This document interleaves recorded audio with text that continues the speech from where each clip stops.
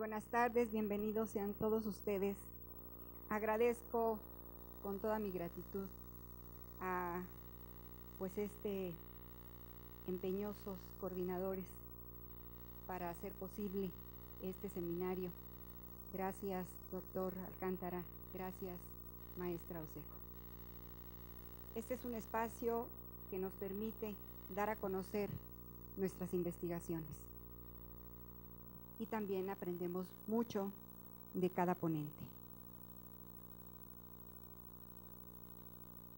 Lamento decepcionarlos que yo no les voy a pasar imágenes tan hermosas como las que acabamos de ver. Mi propuesta, el Jardín Teresiano Novohispano, es un simbolismo espacial y arquitectónico de 7 conventos del Carmelo Descalzo. ¿Y cómo es que yo me relaciono y llego al Jardín Teresiano? Pues antes tuve que haber escrito el Convento Carmelita de San Joaquín, Arte, Espíritu, Sociedad y Documentos. Era importante escribirlo porque habría que cerrar el círculo de intelectualidad carmelitana en México. Se había escrito, muchos de ustedes me imagino que lo conocen, San Ángel, el convento de San Ángel, ubicado en ese corazón, en ese pueblo tan hermoso, que aún sigue permaneciendo en su estado bastante poblano. Así es que me tocaba, por otro lado, investigar qué tanto se había escrito del Santo Desierto. El Santo Desierto, conocido coloquialmente como de los Leones, el Santo Desierto de Coajimalpa. Y al enterarme de que faltaba escribir el Colegio de Filosofía y Artes, que es el que están viendo ahorita, me di a la tarea de irme a los archivos y, lógicamente, pues era una beta para mí, inédita.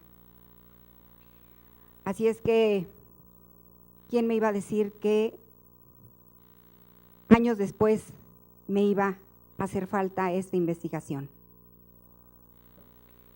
Les comentaré acerca de cómo surge la Orden del Carmelo. Quizá alguno de ustedes la conozca, quizá algunos no. La Orden del Carmelo viene desde Oriente, al sur del puerto de Haifa, en Israel, y es una de las más antiguas. Esta orden carmelita se forma a través de un grupo de guerreros que decide abandonar las armas en la época de las cruzadas siglo XII y se va. Unas historias dicen que a purificar su alma y otras a contemplación y rezo. Ellos se van a ubicar en este monte de la Virgen María, el Monte Carmelo, y justamente aquí estamos viendo que hay una ermita con una fuente. Esta es la fuente del profeta Elías. Y aquí estamos viendo a los carmelitas con su manto barrado, que significa casto y penitente. El profeta Elías es el iniciador del monacato, pero también es el inspirador de la Orden del Carmelo. En su origen es Carmelo. Esta orden, ahí, pues lógicamente necesitan reglas, como todos, necesitamos reglas que nos marquen. Y el profeta, San Alberto, patriarca de Jerusalén, les va a dar esas reglas que van a ser muy rígidas, de mucha austeridad, y también, pues lógicamente, que les va a dar el nombre de los hermanos de la bienaventurada Virgen María del Monte Carmelo. De ahí viene su nombre. Vemos a este otro personaje, San Brocardo. Él es el primer prior, pero acá los que estudian algunos historia, pues sabrán que San Simón Stock es el que le va a solicitar un privilegio a la Virgen. Y ese privilegio se lo va a conceder a través de un sueño y va a ser el escapulario, que todavía hasta hoy permanece con el Carmelo. Ese escapulario, le decía, que todo aquel el que lo portara tendría vida eterna. Pero esta orden va a permanecer hasta el siglo XIII, cuando los musulmanes van a incendiar este monte y van a tener que salir huyendo no solo ellos, sino todos los ermitaños que por ahí habitaban. Y se van al continente europeo. Y en el continente europeo, pues van a tener una época de oro, pero también van a tener que cambiar su regla, porque ya no van a ser contemplativos, sino van a ser una orden activa, contemplativa, hermética por la cenobítica, porque era el modelo que imperaba en ese momento en Europa. Y de alguna forma pues tenían que vivir, pero surge un gran desarrollo de su plan fundacional en el siglo XIII, y en el XIV van a fundar su escuela de intelectualidad. En el siglo XV surge este personaje, Juan Soret, que lo considero uno de los más importantes, aunque no se manifieste tanto en la historia, porque es el que va a solicitar que exista mujeres, monjas, carmelitas. No logra florecer su idea, pero esa idea la retoma Teresa de Jesús y San Juan de la Cruz, estos dos grandes reformadores de la orden, místicos y doctores de la Iglesia. Teresa de Jesús pues emprende una reforma y una fuerte lucha contra el mismo Carmelo, porque no es fácil renunciar a la comodidad y vivir en la austeridad. Y esa era la propuesta de ella, regresar a su origen de sencillez, austeridad y pobreza.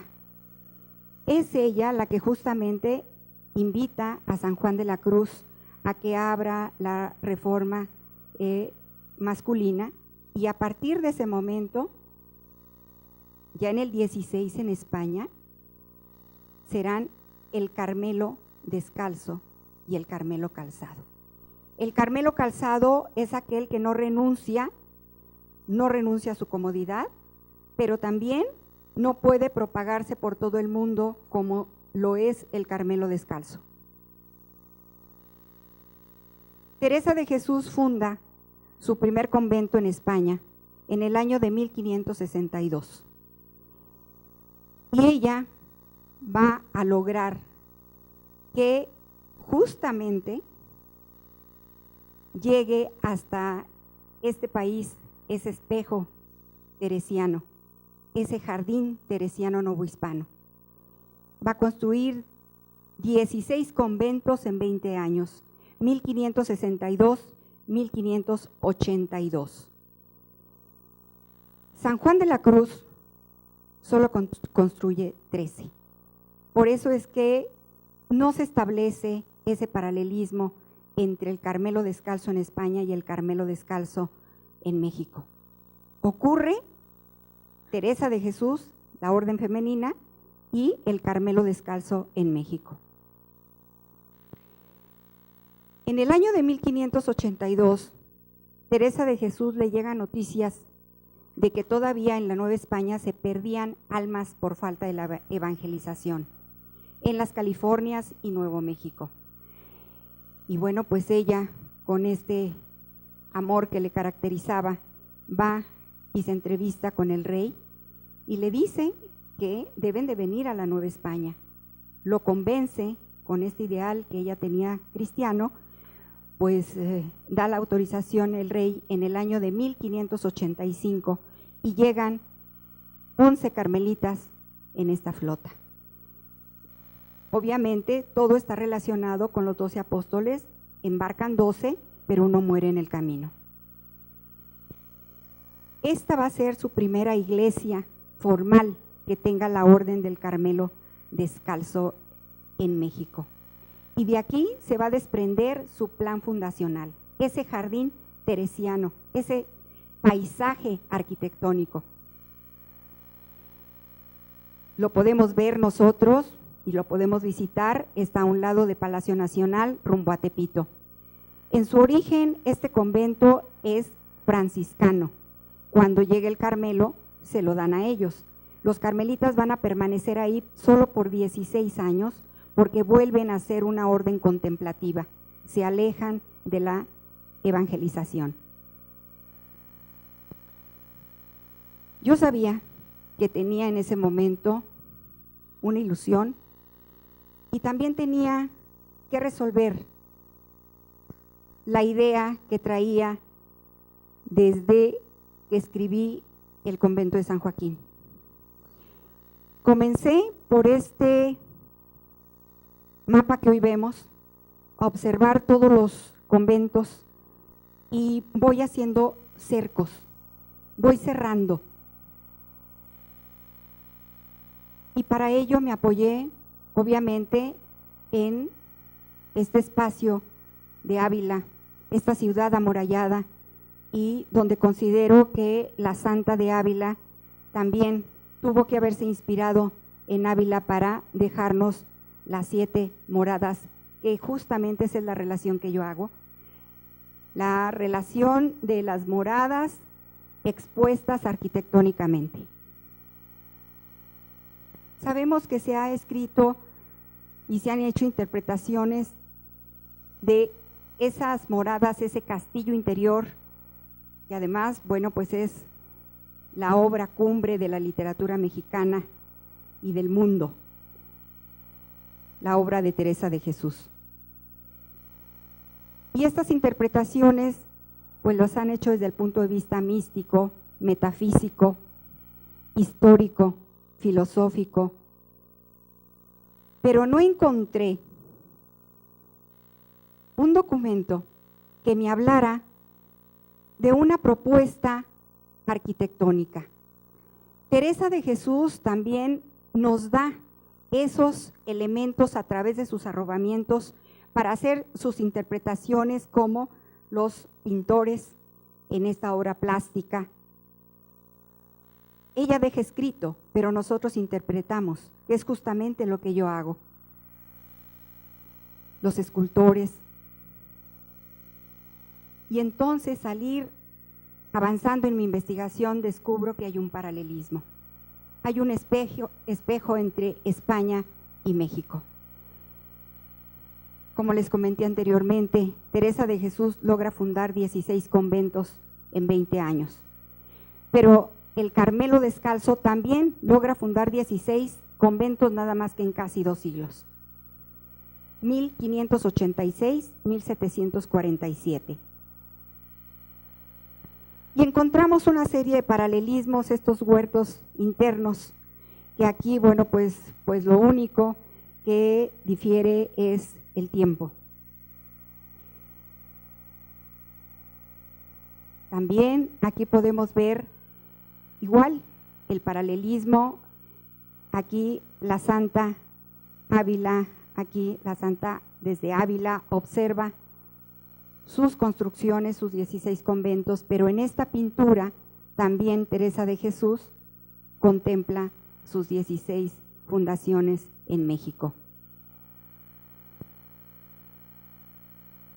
Podemos ver que la arquitectura del Carmelo Descalzo va a permanecer casi muy lineal, muy austera, a pesar de que la historia del arte avanza. Ese es su colegio de teología, el Santo Desierto, de su casa de retiro espiritual, y el colegio de filosofía. Ese es el círculo de intelectualidad carmelitana o el círculo de espiritualidad.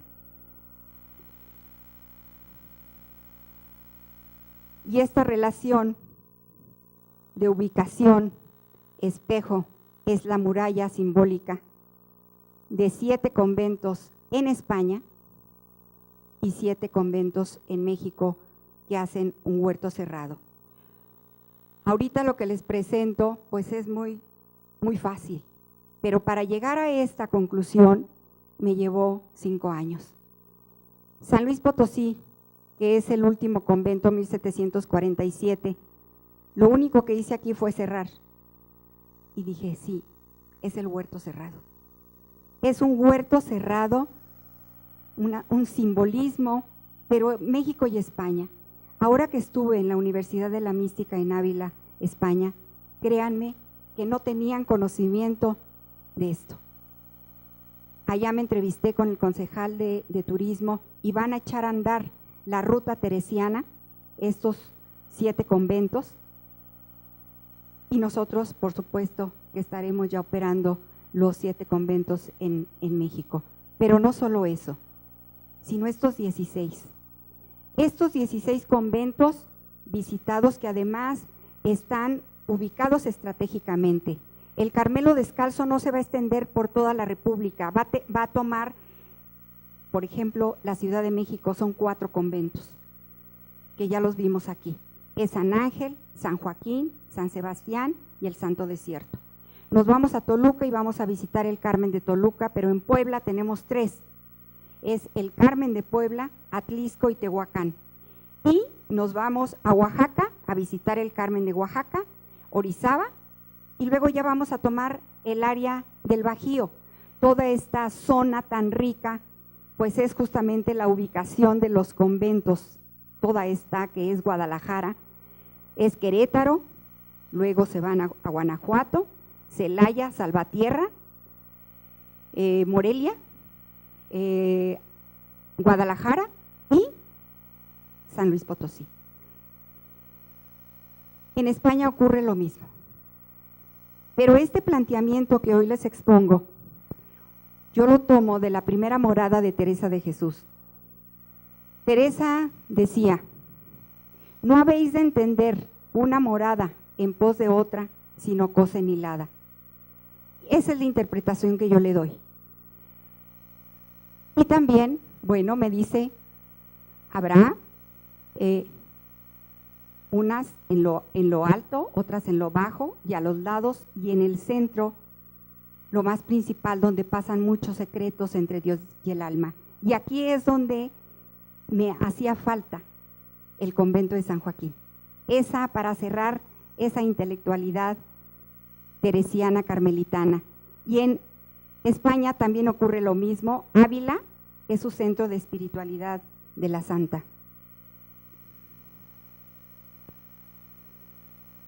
Esta pintura es, pues no, ya es la comprobación de la hipótesis, porque es una propuesta en un principio y luego se comprueba. Pero ¿cómo llega a mis manos esta imagen? Cuando yo me doy cuenta de que existe un huerto cerrado en México y en España y que era un espejo, el espejo teresiano, me presento con el provincial de la orden y le digo: oiga, yo veo un huerto cerrado, pero me dicen en la UNAM que cómo lo voy a comprobar. Y empiezo a hacer mis trazos que acaban ustedes de ver. Y me dice: espéreme tantito. Entra a su habitación y sale y me entrega 2 fotografías y me dice: esto es lo que usted ve. Es el huerto cerrado. Por supuesto que existe. Aquí está. Este pintor carmelita, María de la Concepción, él lo pinta en el año de 1726. Para ese entonces había 13 conventos. Así es que dejó proyectados 3 más. Y entonces digo yo, este pintor tuvo que haber sido un gran estudioso, no solo de Teresa de Ávila, sino de los grandes tratadistas europeos, Serlio, Vitruvio, Alberti, por supuesto, de los pintores del Renacimiento, del propio Juan de Herrera, para dejarnos esta forma geométrica. Porque además quiero decirles que esta imagen, que es la portada de mi libro, es mi tercer libro, que me va a llevar a otros 5 años. Aquí estamos viendo que las fachadas son hacia adentro, indicándonos que es vida interior. Y en esos estandartes que vemos, tiene el nombre de cada convento que acabamos de ver, que les acabo de mencionar. Aquí vemos a la santa y la vemos ¿qué significa un dominico? En esta pintura me surgió la idea, y al leer, era su confesor de Teresa de Jesús, no era un carmelita, era un dominico. ¿Por qué pongo el Escorial? El Escorial es este panteón dedicado al rey, y que el arquitecto del Escorial fue Juan de Herrera. Si vemos esta figura geométrica y esta otra, podemos entender. ¿Pero qué tiene que ver Juan de Herrera? Bueno, Juan de Herrera fue también el arquitecto de los carmelitas descalzos. Todas estas semejanzas, similitudes, paralelismos que encontré a través de mi investigación es la que me llevó a crear el Jardín Teresiano Novohispano, pero que yo creo que hoy muy bien le queda el paisaje arquitectónico en este seminario tan importante, porque también es un espacio sagrado, es un huerto cerrado. ¿Y por qué relacionar pues estas con su obra cumbre? Porque es la más importante de ella. Ella deja mensajes para que nosotros lo interpretemos. Creo que ella tuvo que, para escribir sus moradas, se inspiró en la Jerusalén celeste para crear ese huerto cerrado, que es inédito, que es la primera vez que se expone en el siglo XXI, porque se han hecho interpretaciones de los tipos que anteriores les dije, pero no se había hecho un planteamiento arquitectónico. Y Ávila, su ciudad natal, que también es un huerto cerrado.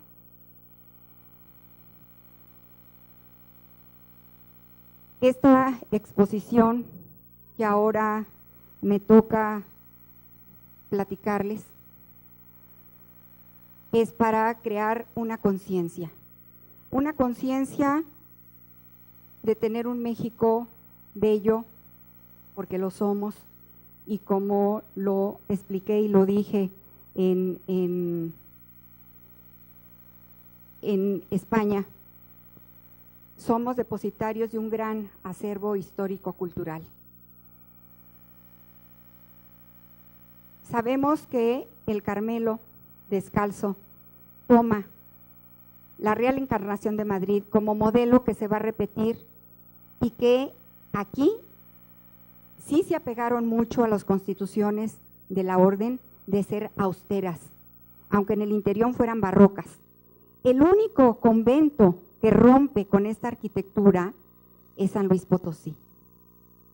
San Luis Potosí, recuerden que fue el último convento de la orden en 1747, y con él cierra el cerco, cierra el huerto y nos presenta un modelo de jardín. Cuando yo estoy frente a este edificio, porque he dado conferencias aquí, fuera y dentro de la iglesia, y encuentro la investigación de Alfonso Martínez Rosales, un gran investigador del Colegio de México y que escribe El Gran Teatro de un Pequeño Mundo, me dice, esta greca representa el huerto cerrado. Quiere decir que el cerco no solo se cierra con el convento, sino se cierra con su portada. Tenía un elemento más de comprobación. Y yo me pregunté, bueno, ¿pero por qué barroca? Porque nos dejan plasmada su historia. Se divide esta portada en 3 cuerpos. En el primer cuerpo nos dejan el mensaje que viene de Oriente, de Israel, con el profeta Elías y Eliseo. Y en el segundo cuerpo, los grandes reformadores de la Orden del Carmelo Descalzo, Santa Teresa de Jesús y San Juan de la Cruz, y corona la Virgen del Carmen. ¿De dónde vienen ellos? Así es que para mí tenía yo ganas de llorar, de toda la emoción que sentía al ir poco a poco comprobando lo que por tantos años me había llevado. Yo quiero agradecer a ustedes que me den la oportunidad y que me escuchen y que levantemos la voz.